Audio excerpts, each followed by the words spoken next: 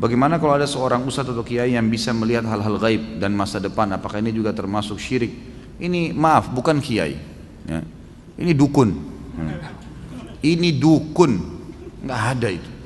Bagaimana cara? Gitu kan? Ini semua tidak mungkin terjadi. Ini semua khurafat yang masuk ke dalam sebagian orang dan memakai nama suci. Nama kiai itu suci.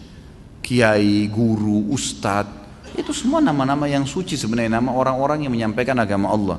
Bagaimana mereka bisa kontaminasikan dengan melihat jin lah, melihat inilah, menebak masa depan? Ini nggak ada semuanya, gitu kan? Nabi Muhammad SAW, guru dan kiai kita, disepakati oleh semua ya kaum muslimin. Nggak ada orang yang berani mengatakan kecuali dia bukan muslim bahwasanya Muhammad bukan kiai saya SAW. Kita pasti mengaku beliau kiai kita yang paling besar. Semua mazhab apapun ikut kembali kepada Nabi SAW. Nabi SAW kalau didatangin oleh beberapa sahabat yang bertanya dan beliau belum tahu hukumnya, belum ada wahyu, beliau diam, tidak ngomong. Nunggu sampai turun wahyu baru beliau mengatakan, siapa tadi yang bertanya? Si fulan angkat tangan. Telah datang kepada saya wahyu begini. Nabi SAW tidak tahu yang gaib, menunggu informasi datang. Bahkan kadang-kadang lewat 1-2 hari baru Nabi SAW menerima wahyunya, gitu kan? Waktu dituduh Aisyah berzina, nanti akan kita bahas itu dalam dosa besar tentang menuduh orang mukminah berzina, itu sempat wahyu terputus dari Nabi SAW kalau tidak salah sebulan, nggak ada wahyu turun. Nabi SAW tidak tahu benar nggak istrinya berzina nih. Sampai beliau bingung sendiri menghadapi Aisyah pada saat itu. Ngumpulin sahabat, nanya, sahabat bertengkar, ribut, ada yang dukung, ada yang enggak.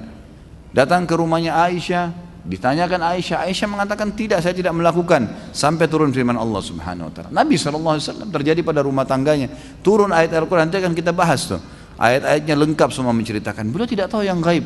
Bagaimana ada orang yang mengaku kiai, kemudian bisa melihat yang gaib, bisa tahu masa depan? Bagaimana caranya? Allah mengatakan dalam Al-Quran tentang Nabi SAW dan Nabi disuruh ucapkan itu. A'udzu billahi minasyaitonir rajim. Qul law kuntu a'lamul ghaiba lastakthartu minal khairi wa ma massani as-su.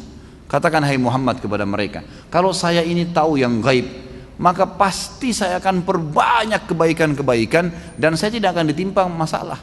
Tidak akan ditimpa masalah karena sudah tahu, oh di sana nanti ada orang yang ganggu saya. Udah saya nggak usah ke sana. Nabi SAW di perang Uhud kena pedang. Sampai kemarin kita bahas kabar Abdurrahman bin Auf bagaimana melengket pedang di topi besi beliau dan Abdurrahman cabut radhiyallahu anhu dengan giginya sampai giginya tanggal, luka berdarah kening Nabi SAW. Gigi beliau sempat pecah, pundak beliau sempat kena hantaman pedang orang kafir. Nabi SAW tidak tahu itu sebelum keluar dari Uhud, keluar dari Madinah, nggak tahu sama sekali. Bahkan beliau mengatakan saya rasakan sakitnya sebulan, gitu kan? Kalau Nabi SAW tahu, Nabi tidak akan keluar. Tapi memang begitulah, gitu kan? Memang tidak ada yang tahu. Dan ini sudah panjang lebar. Ada juga judul di YouTube bisa dilihat ceramah saya, Kiaiku Muhammad, Kiai Anda siapa? Panjang lebar saya jelaskan. Banyak dalil-dalil Al-Quran, banyak sekali yang menjelaskan kalau Nabi SAW tidak tahu hal-hal yang gaib, tidak tahu masa depan, gitu kan? Jelas semuanya itu.